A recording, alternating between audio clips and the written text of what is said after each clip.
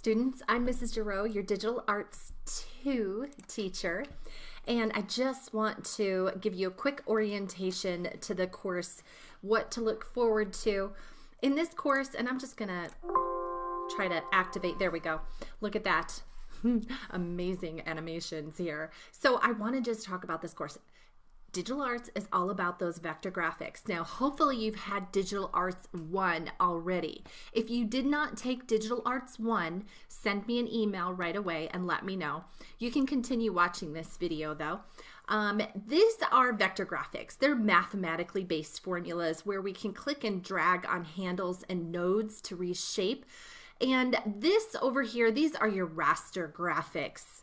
This is bitmap. These are pixels, okay?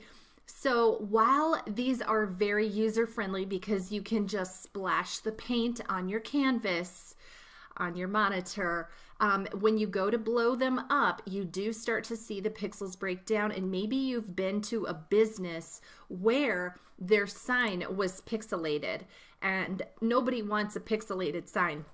So that's the reason why vector graphics are so important, especially if you are planning on doing a career in graphic arts. You need to know how to vector. Inkscape is the program that we're going to be using, and it is a vector-based program. What are vectors? Vectors, again, mathematically based, so it doesn't matter how large you make that image, it will always be crisp and sharp and clear. You will never see pixels.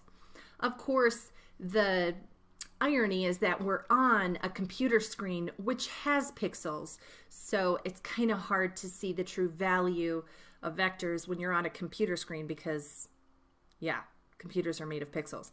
But bitmaps are obviously bitmaps. When you blow them up, you can tell that looks a lot more pixelated, doesn't it?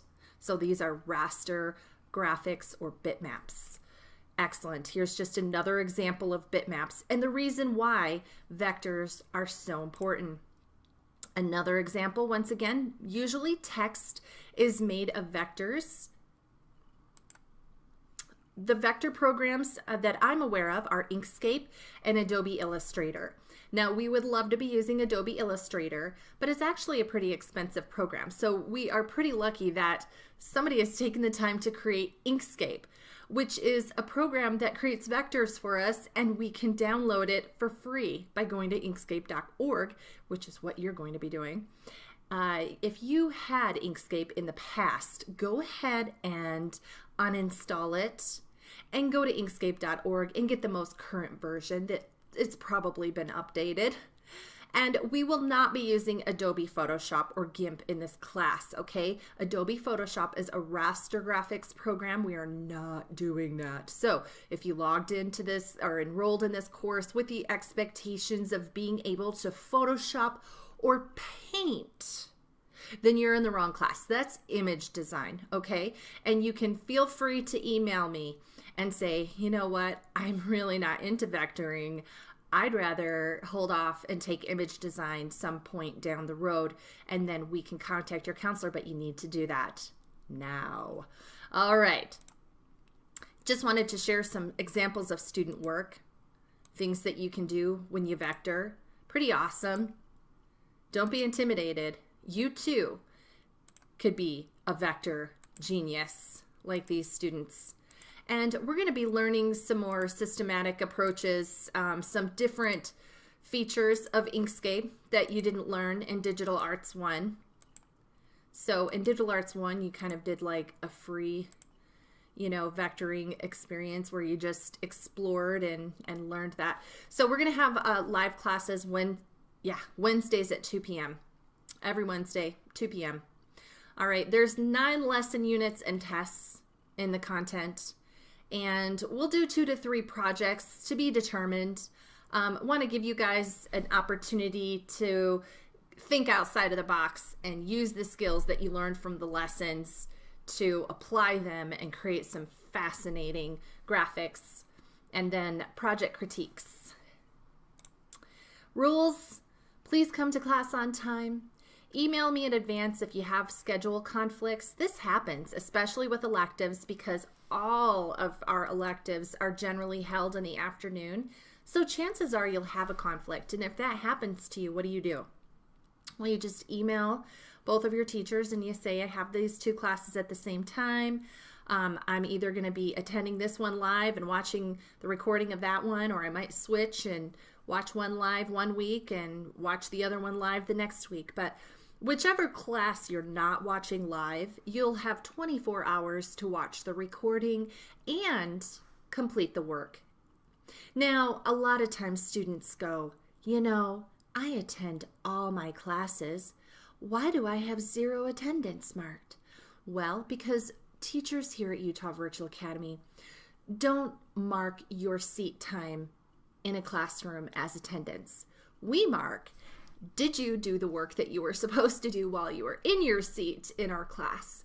So attendance is marked by the work being completed during the class that you were in when the teacher told you to do that work. That's why exit tickets are pretty darn important. I don't really do a lot of exit tickets, to be honest with you, but I will be assigning work in class, and so I'll expect that work to be submitted. That's my exit ticket. Get your work done that I told you to do in class. That's how you earn attendance in my class. And participate when you're in a live classroom. If you have 2 classes at the same time, don't come into one class and just sit there and act like you're there when you're really in another class. That's just a discourtesy to the teacher. If you are going to be giving 100% of your attention to a class, great, log in. If you can't give 100% of your attention to a class because you have other things going on, then don't log in, okay? Or if you are stepping away for a moment for whatever reason, put your away sign on so the teacher knows that you're away and isn't waiting for you to respond. It's really important not to plagiarize in my class. I've been pretty fortunate. I actually block 2 of 2018 in my 3D modeling class. It was the first time in all of history that I did not have a student submit plagiarism. I've been teaching here now. This is my 4th year, and I've always had somebody who submitted plagiarism, and I always catch you. So don't do it. Don't submit something that you created before. Everything has to be current. The purpose is that you're playing your edge where you're at right now. You're learning skills from where you're at, okay? Don't submit work you did in another program. You need to use Inkscape. And there's no shortcuts here, okay? When you are asked to use the Bezier tool and you're asked to vector, you need to vector, okay? We know that there are ways that you can take an image and make a vector out of it, but the point here is that you truly learn how to vector, because that's a skill that people are going to be looking for in the workforce. Submit your work on time so that we can show it to the class. Don't post placeholders to drop boxes. I have a lot of students do that. They'll just post some random document. And it's like, really, do you know that that wastes a lot of my time? Because now I have to send you an email home, and it's so inconsiderate to do that. So please don't do that. Thank you. And let's see if there's anything else. All right. If you have any questions, you can text me. My number is 801-637-9682. And I just want you guys to know that I am looking forward to this class. I'm looking forward to seeing your work. I know going over the rules isn't very fun, and I don't sound like a fun person when I talk about it, but I really am happy. I love teaching this class, and I cannot wait to see how awesome and amazing your work is going to be.